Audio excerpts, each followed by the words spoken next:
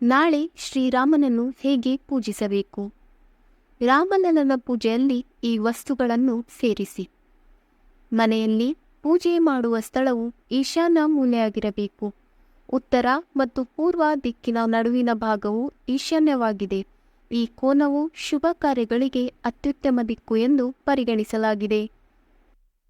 ಈ ದಿಕ್ಕಿನಲ್ಲಿ ನೀವು ಪೂಜೆಗಾಗಿ ದೇವಾಲಯವನ್ನು ಸ್ಥಾಪಿಸಬೇಕು. ಮನೆಯ ಈ ಭಾಗವನ್ನು ಯಾವಾಗಲೂ ಸ್ವಚ್ಛವಾಗಿಡಿ. ಪೂಜಾ ಸಾಮಗ್ರಿಗಳಲ್ಲಿ ವೀಳ್ಯದೆಲೆ, ಮೌಳಿ, ಕುಂಕುಮ, ಅಕ್ಷತೆ, ಗಂಗಾಜಲ, ತಾಮ್ರದ ಪಾತ್ರೆಯಲ್ಲಿ ನೀರು, ಶ್ರೀರಾಮನ ವಿಗ್ರಹ, ದೇಸಿ ತುಪ್ಪ, ಧೂಪ ದ್ರವ್ಯ, ಶ್ರೀಗಂಧ, ಹೂವುಗಳು, ಹಣ್ಣುಗಳು, ಸಿಹಿ ತಿಂಡಿಗಳು, ಕರ್ಪೂರ, ಗಂಟೆ, ಪೂಜೆ ತಾಲಿ ಸೇರಿವೆ, ಧೂಪ ದ್ರವ್ಯ ಇತ್ಯಾದಿ. ಮನೆಯಲ್ಲಿ ರಾಮಲಲ್ಲ ಪೂಜೆ ಮಾಡುವುದು ಹೇಗೆ? ಮನೆಯ ದೇವಸ್ಥಾನವನ್ನು ಚೆನ್ನಾಗಿ ಸ್ವಚ್ಛಗೊಳಿಸಿ. ಅಲ್ಲಿಂದ ಹಳೆಯ ವಸ್ತುಗಳನ್ನು ತೆಗೆದುಹಾಕಿ. ಕಸ ಇರಬಾರದು.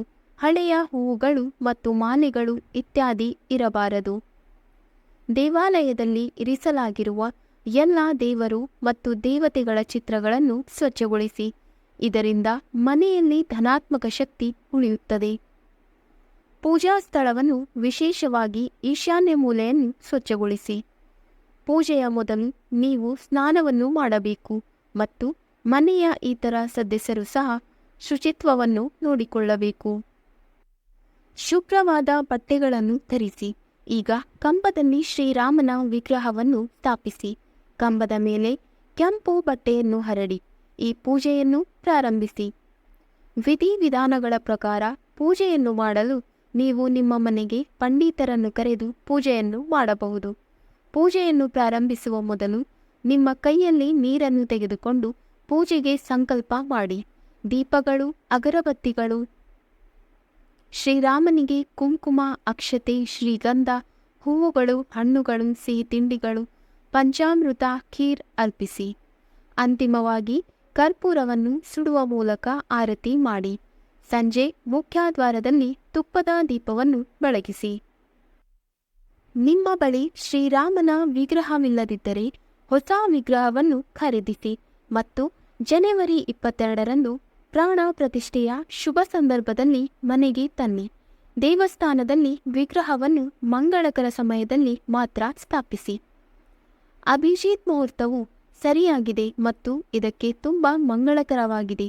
ಈ ಸಮಯದಲ್ಲಿ ಅಯೋಧ್ಯೆಯ ರಾಮ ಮಂದಿರದಲ್ಲಿ ಭಗವಾನ್ ರಾಮನ ಜೀವನವನ್ನು ಪವಿತ್ರಗೊಳಿಸಲಾಗುವುದು ಎಂದು ನಾವು ನಿಮಗೆ ಹೇಳೋಣ. ಮೂರ್ತಿಯ ಜಲಾಭಿಷೇಕವನ್ನು ಮಾಡಲು ಮರೆಯದಿರಿ. ಪಂಚಾಮೃತದಿಂದ ಸ್ನಾನ ಮಾಡಿಸಿ. ಅದರ ನಂತರವೇ ವಿಧಾನ ಮತ್ತು ನಿಯಮಗಳ ಪ್ರಕಾರ ಪೂಜೆಯನ್ನು ಪ್ರಾರಂಭಿಸಿ. ನಿತ್ಯವೂ ತುಪ್ಪದ ದೀಪವನ್ನು ಹಚ್ಚಿ ಪೂಜೆಯ ತಟ್ಟೆಯಲ್ಲಿ ದೀಪವನ್ನು ಇಟ್ಟು ದೇವರ ಮುಂದೆ ಇಡಬೇಕು. ಈ ಸಮಯದಲ್ಲಿ ಪೂರ್ವ ದಿಕ್ಕಿಗೆ ಮುಖ ಮಾಡಿ ಪೂಜೆ ಮಾಡಬೇಕು. ರಾಮಲಲ್ಲ ದೇವಾಲಯವನ್ನು ಬಣ್ಣ ಬಣ್ಣದ ಹೂವುಗಳಿಂದ ಅಲಂಕರಿಸಿ. ಇದರಿಂದ ದೇವಾಲಯದ ವಾತಾವರಣವು ಪರಿಮಳಯುಕ್ತವಾಗುತ್ತದೆ. ಪೂಜೆಯ ನಂತರ ಹೂವುಗಳು ಬಾಡಿ ಹೋದರೆ ಅವುಗಳನ್ನು ತೆಗೆದುಹಾಕಿ ಮತ್ತು ದೇವಾಲಯವನ್ನು ಮತ್ತೆ ಹೊಸ ಹೂವುಗಳಿಂದ ಅಲಂಕರಿಸಿ. ದೇವಸ್ಥಾನದಲ್ಲಿ ಕತ್ತಲೆ ಇರದಂತೆ ನೋಡಿಕೊಳ್ಳಿ, ಏಕೆಂದರೆ ಅದು ಅಶುಭ. ನೀವು ನಿಯಮಗಳ ಪ್ರಕಾರ ಪೂಜಿಸಿದರೆ ನಿಮ್ಮ ಮನೆ ಮತ್ತು ಕುಟುಂಬದ ಮೇಲೆ ಶ್ರೀರಾಮನ ಆಶೀರ್ವಾದ ಯಾವಾಗಲೂ ಇರುತ್ತದೆ. ಸಂತೋಷ, ಸಮೃದ್ಧಿ ಮತ್ತು ಸಂಪತ್ತು ಆಗಮಿಸುತ್ತದೆ. ವೀಕ್ಷಕರೇ, ಈ ವಿಡಿಯೋ ಇಷ್ಟವಾದಲ್ಲಿ ಲೈಕ್, ಶೇರ್ ಆ್ಯಂಡ್ ಕಮೆಂಟ್ ಮಾಡಿ.